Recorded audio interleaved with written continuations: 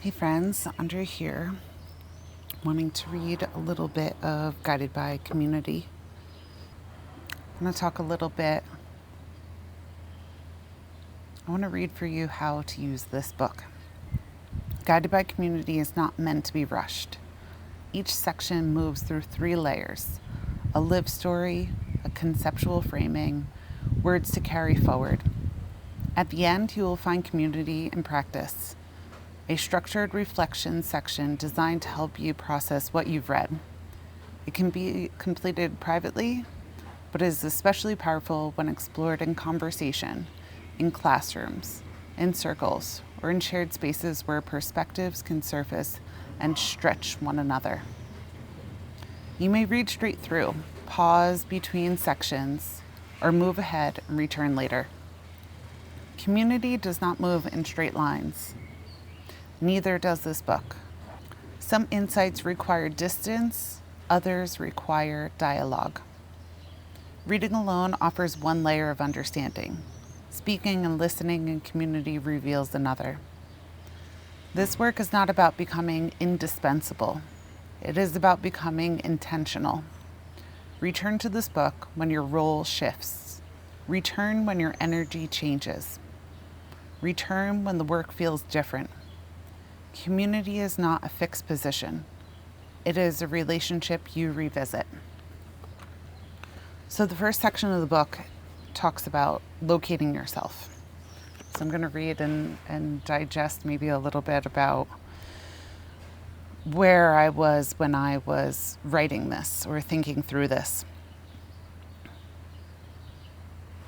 I had been asked to lead an organization, and with that invitation came a board. I met with them early on, expecting guidance, approval, or at the very least, clear decisions. Instead, I received something more ambiguous. I was told to keep them informed of what I was doing, rather than seek permission. I've always thought to myself, it's better to ask for forgiveness than for permission. Anyway, back to the book. Move forward, but don't wait. Act, but don't expect direction. So I did what I always done. I followed my intuition, I moved quickly, I made a choice, and learned as I went. I carried with me the logic of startup culture: fail fast, fail often, believing that momentum was better than stagnation, and that learning happened through action. Then one day, an email arrived. It was addressed to me and copied to the entire board. One member had taken issue with the decision I had made. The message was sharp, public, and dismantling. Every sentence seemed designed not just to question the choice, but to undermine the person who made it. No one responded. No one stepped in to clarify expectations or share responsibility. No one asked a question or offered support. What I remember most clearly is not what I wrote back, or whether I wrote back at all. What I remember is how it felt. Alone, exposed, uncared for. At first, I interpreted the silence as abandonment. Over time, I came to understand it differently. Silence is not always the absence of communication. Sometimes it is the communication. In this case, it clarified something essential. I could not control how others showed up, but I could control how I did. I could choose not to cater to negativity, not to engage in public critique that demanded emotional labor without shared responsibility. Let me read this again. I could choose not to cater to negativity, not to engage in public critique that demanded emotional labor without shared responsibility. If you're going to critique me, then offer solutions. Critique is cowardice. Anyway, back to the book. I noticed something else too. Criticism often comes easily to those who are not creating. I am more comfortable building, testing, and learning than tearing something apart from a distance. I would rather be in the position of trying, visible, imperfect, accountable, than standing still, waiting to approve or disapprove the efforts of others. So I asked myself a quieter question. What do I actually want from this situation? The answer did not require a fight, did not require explanation or defense. It required clarity. I choose to trust people when they show you who they really are. I choose to stand by my decisions, not because they were flawless, but because they were made with care and intention. And I choose to move forward without hardening, without letting any moment of public criticism dictate how I would show up next. That moment did not teach me how to lead. It taught me where I stood. This was an encounter that happened 10 years ago, and reading this story again, I think I can pick out a number of instances where a similar story applies, and I certainly get a bruised ego at times, or I certainly find myself wanting to opt out, but knowing myself, staying true to myself, I'm always going to come back in, because people need people like me who are willing to put themselves out there, who are willing to be vulnerable, who are willing to try things and mess up and look dumb, or say out loud, I don't have all the answers, but I'm willing to try, because that trial and error, that trying might get me closer to some sort of greater impact for my community, myself. So the next part is the conceptual framing. Community does not begin with participation. It begins with orientation. Before we decide how to show up with others, we need to understand where we stand, not in the abstract, but in relationship to power, responsibility, visibility, and care. My tensions in community work arise not from bad intentions, but from unclear positioning. To locate yourself is not to assume blame or claim authority. It is to notice the conditions you are operating within and the choices available to you inside them. This often starts with something deceptively simple, taking the temperature of the room. Who is speaking easily? Who is holding back? What feels alive and what feels brittle? Formal roles rarely tell the full story. Titles, invitations, and structures may suggest clarity, but they often coexist with unspoken expectations, uneven accountability, and silent norms.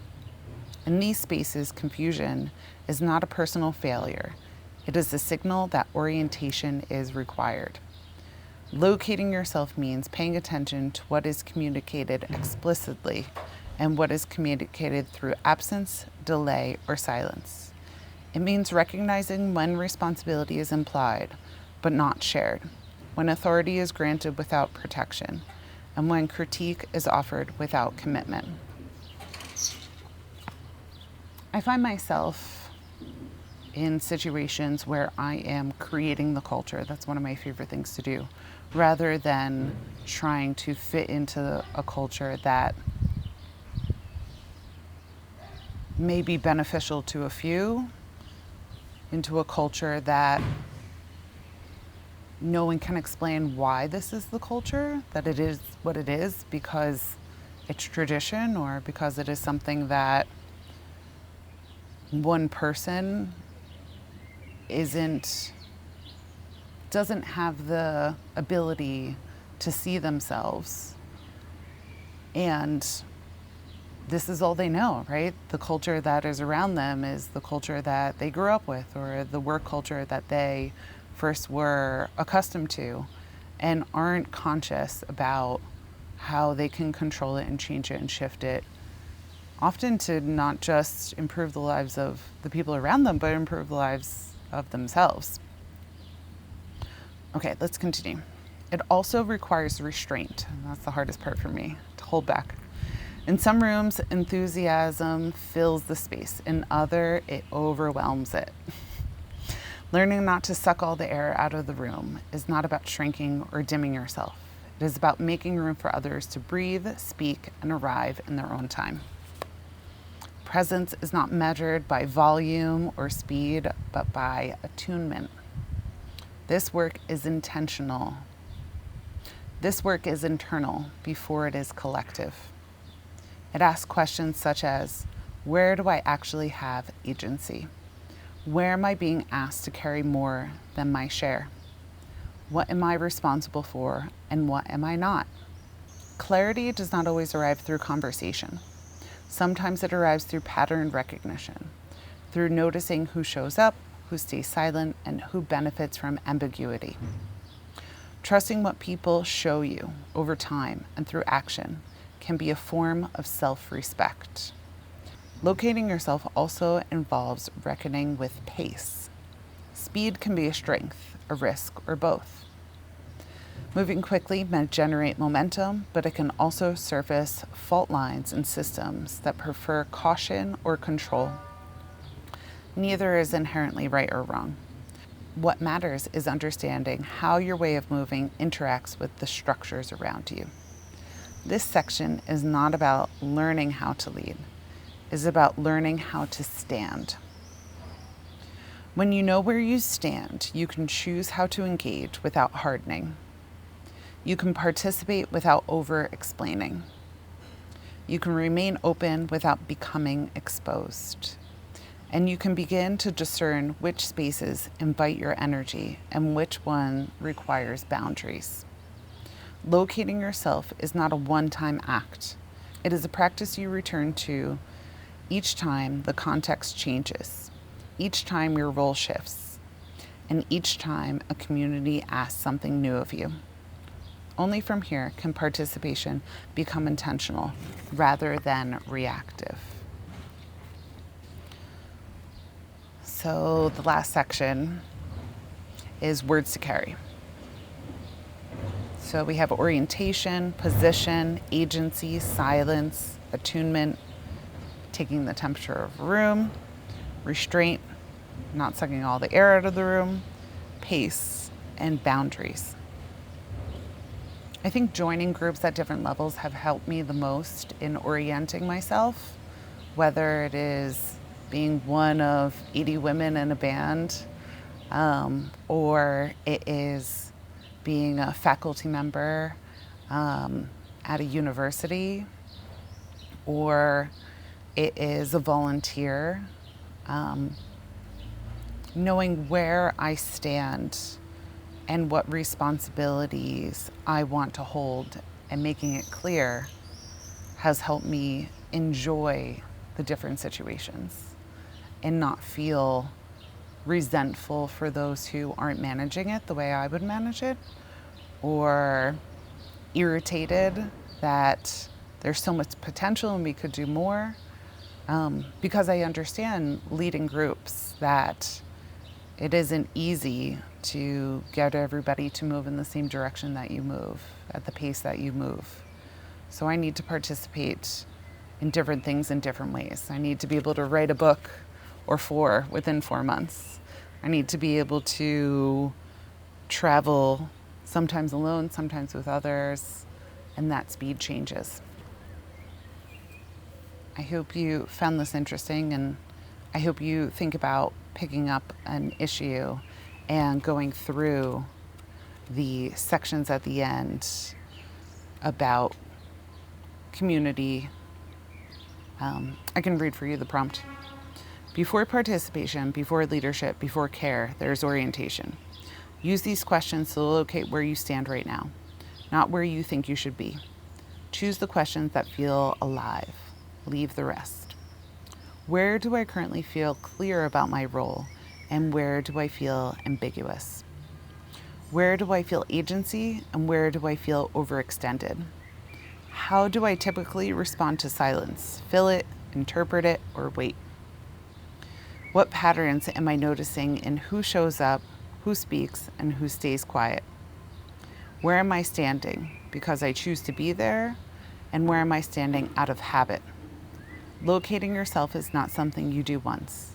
It is a practice you return to as roles shift, capacity changes, and the systems evolve. When you are clear about where you stand, participation becomes intentional rather than reactive. I hope you enjoyed today's reading of Guided by Community. My foot's asleep.